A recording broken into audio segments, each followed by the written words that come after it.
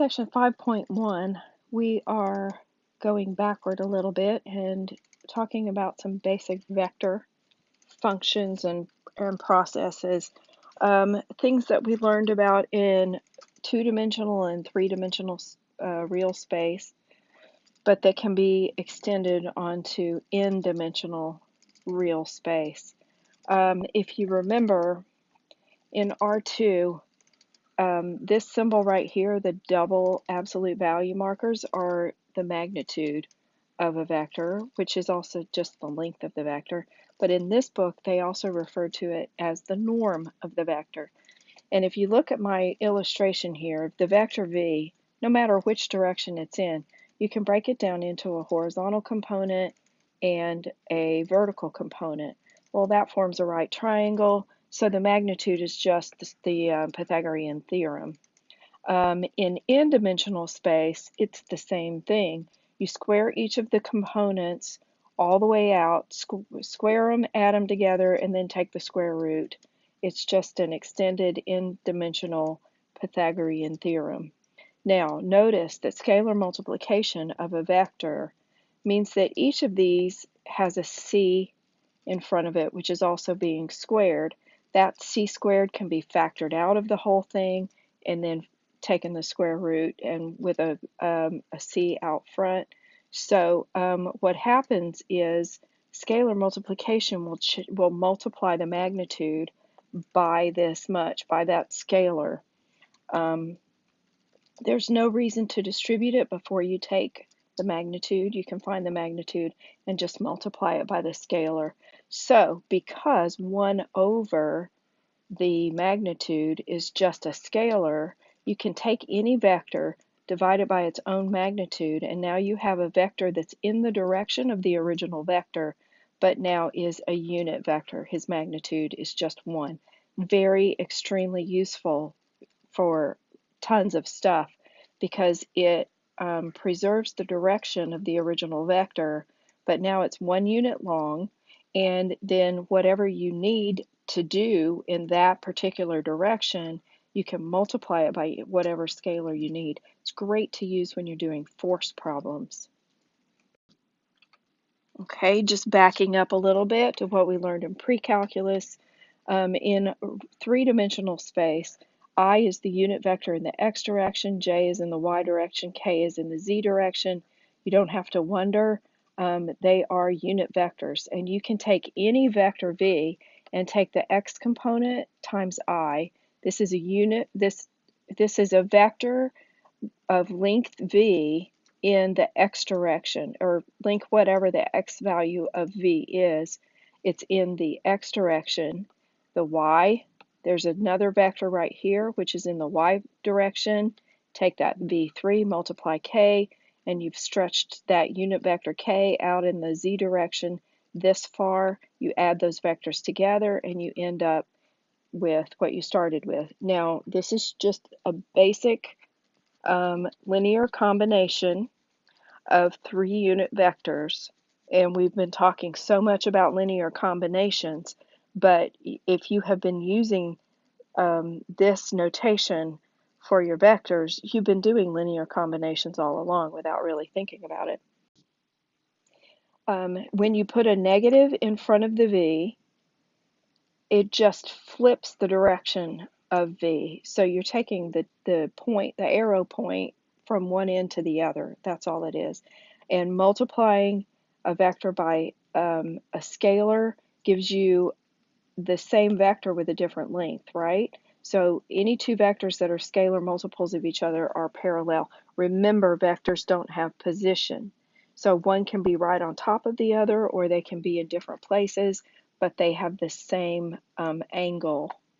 Now, the magnitude of the scalar multiple of v is just the absolute value of that scalar times the magnitude of v. Remember that magnitudes are always positive. It doesn't matter if it's pointing to the right or the left.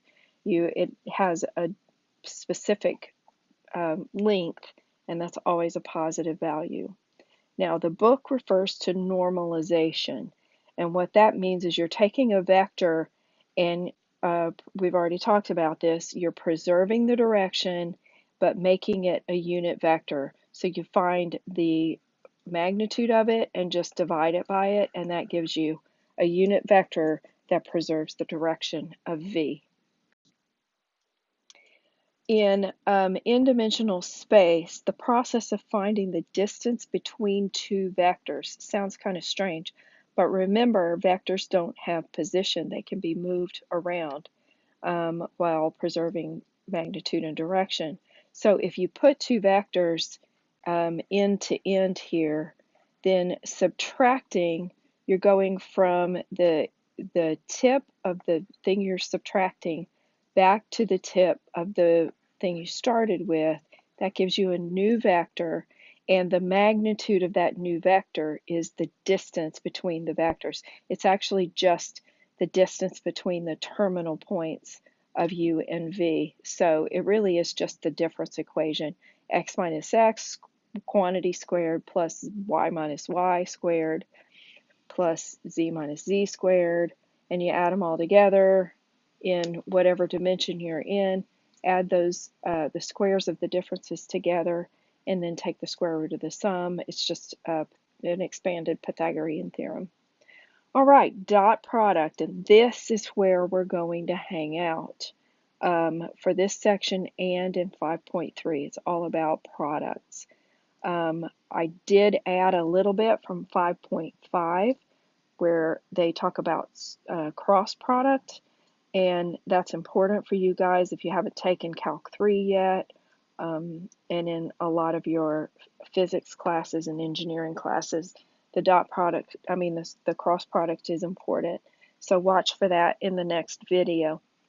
Okay, dot product in n-dimensional space. If you have two vectors and you find what's called the dot product, and later in this chapter they call it an inner product, but when we're in the real space, the inner product is actually the dot product, and they do use a different notation for any inner product. They write it with the pointy brackets, which in my previous videos I used that just to designate that I had a vector, whereas the book puts vectors in parentheses, and I couldn't figure out why, because this is a new book to me. I couldn't figure out why they listed vectors as points and not the pointy brackets, and now I know. They preserved the pointy brackets to represent an inner product.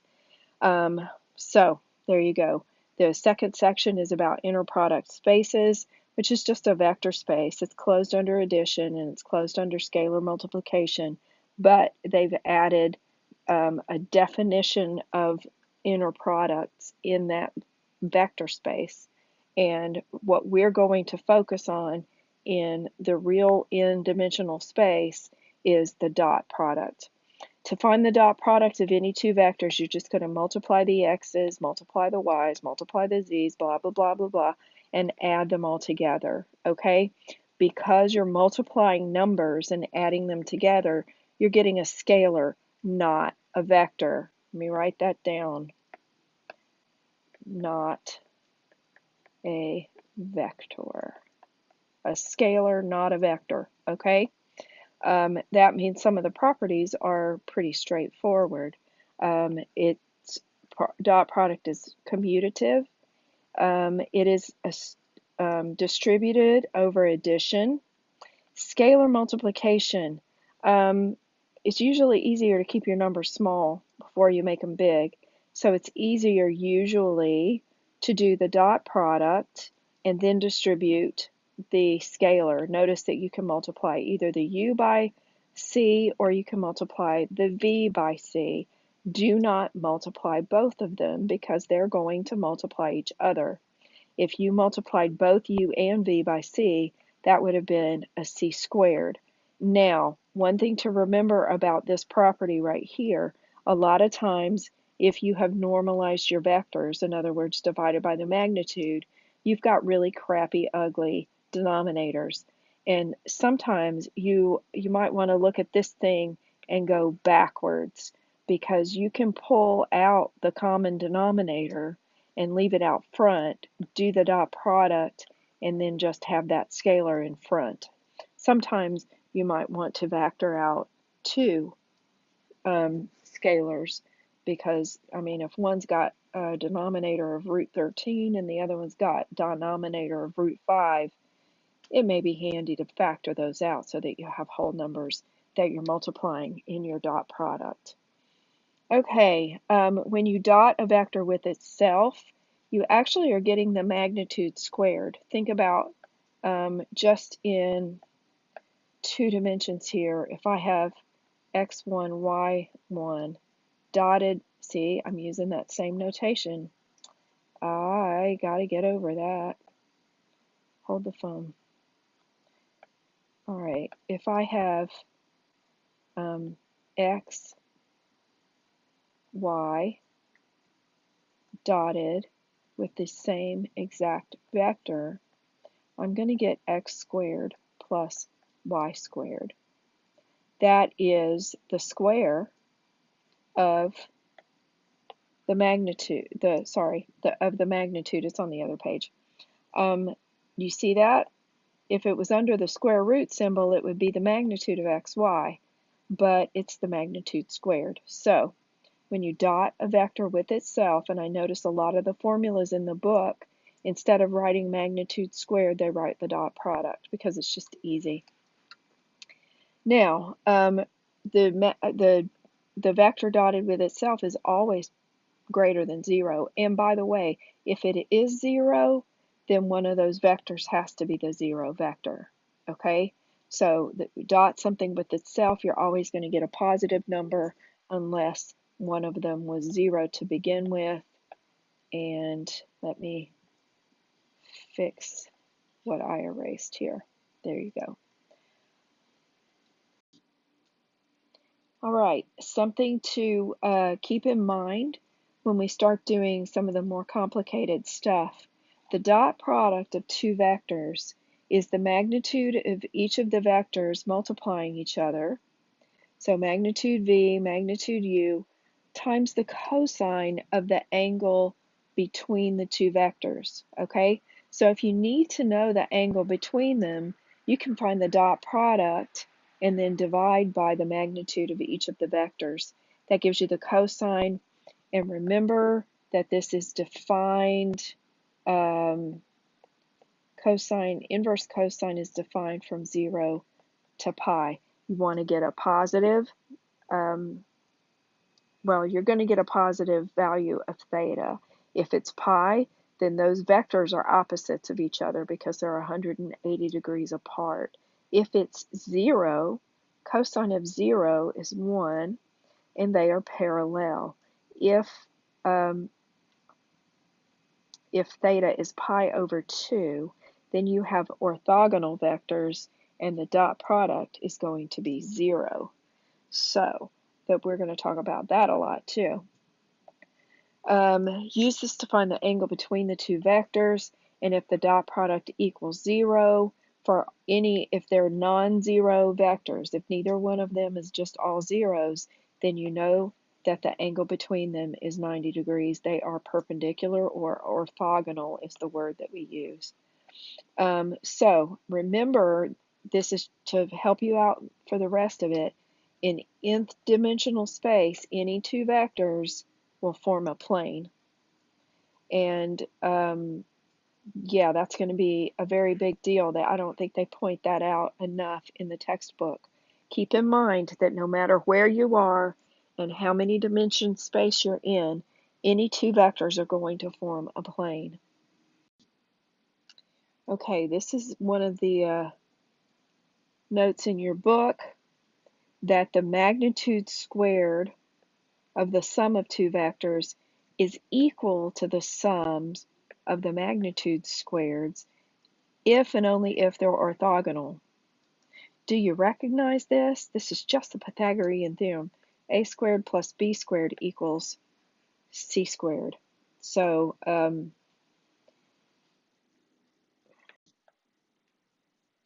let's look at this picture here. If we have u and we add v, this is u and v, This guy right here is u plus v, right?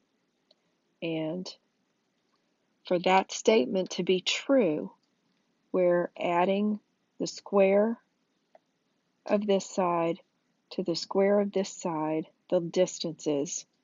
We get this distance squared. That has to be a right angle, all right? There's something else in there called the triangle inequality, where it's less than, and you can look that, it's in your book. Just wanted to point out this n-dimensional kind of Pythagorean theorem property here. All right, for example, we have this vector u and this vector v. What is the magnitude of u? Well, you square it, you square it, you square it, you add them together. Square root of 25 is 5. Simple enough. Magnitude of v is going to be 1 plus 64 plus 36. You get root 101. Now, the dot product, you're going to multiply the 0 times the 1, the 3 times the negative 8 to get minus 24. Minus 4 times minus 6 gives me plus 24, and I get a 0. Anytime you take a dot product and you get 0, those vectors are orthogonal to each other, okay? There's a 90-degree angle between them. They're perpendicular, sorry. Okay, show this property right here. Add these two vectors together and take the magnitude and square it. So if I add the two vectors, I'm going to get 1, negative 5, and negative 10. All right? Square it, square it, square it, add them together. I get 1 plus 25 plus 100. That gives me 126. Now it's not under the square root symbol because I asked you to find the magnitude squared. So I get 126. Now up here, square this, you get 25. Square this, you get 101. Boom, they're equal to each other. Another example, are these vectors orthogonal, parallel, or neither? So if they're parallel, they'll be linear combinations of each other. If they're orthogonal, the dot product will equal 0. So if we take negative sign times plus sign, we get negative sign squared. Cosine times negative cosine is negative cosine squared. If I factor out 0 times 0, right? Factor a minus 1 out of this, I get sine squared plus cosine squared, which equals plus 1. My dot product is negative 1, not 0. Therefore, these vectors are not orthogonal to each other.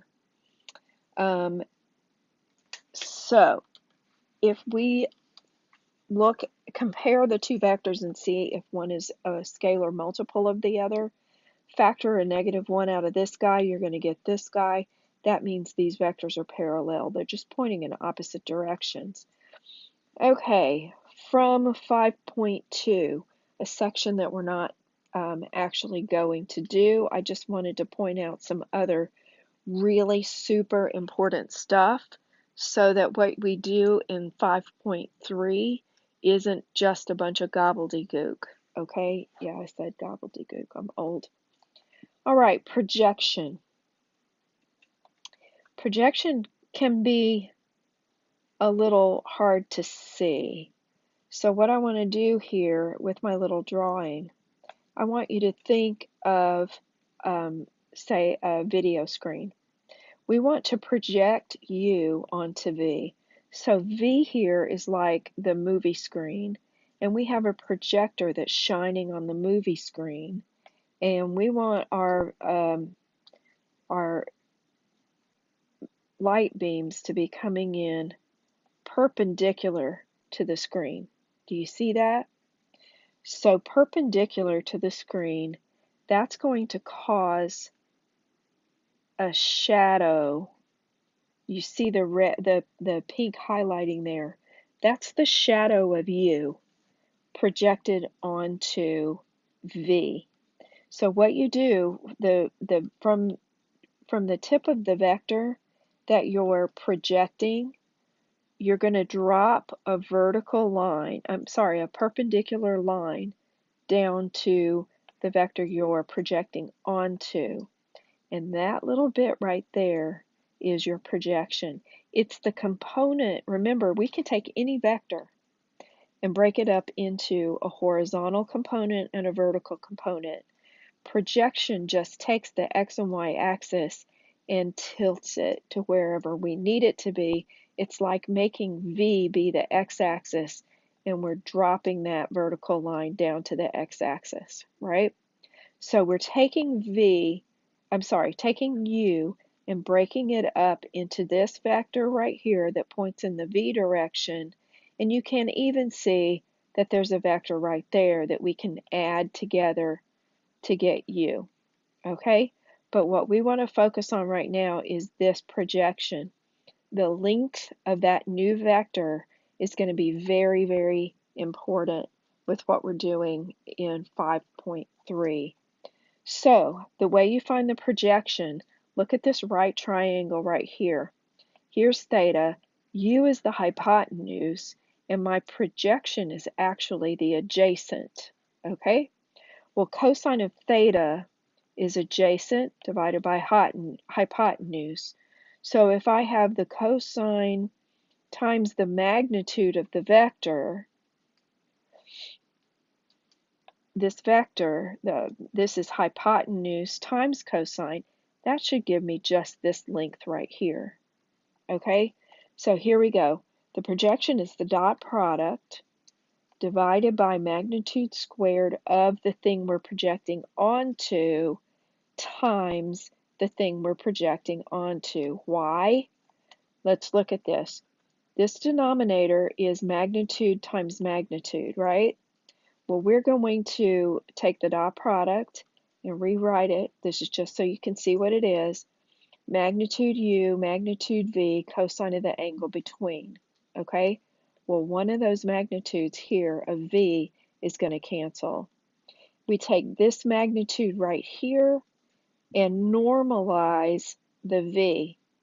So if this guy, shove it over here with the vector, now we have a unit vector in the V direction. All we need to know is the length, because the unit vector in the V direction will tell you which direction we're going, and all we need to know is how long is that projection. Well, that projection is magnitude of U, which is the hypotenuse, times the cosine of the angle between them. Remember, cosine is adjacent over hypotenuse, right? And this is the hypotenuse. So hypotenuses cancel. We're left with the adjacent length times a unit vector in the V direction, and that gives us our projection. Okay?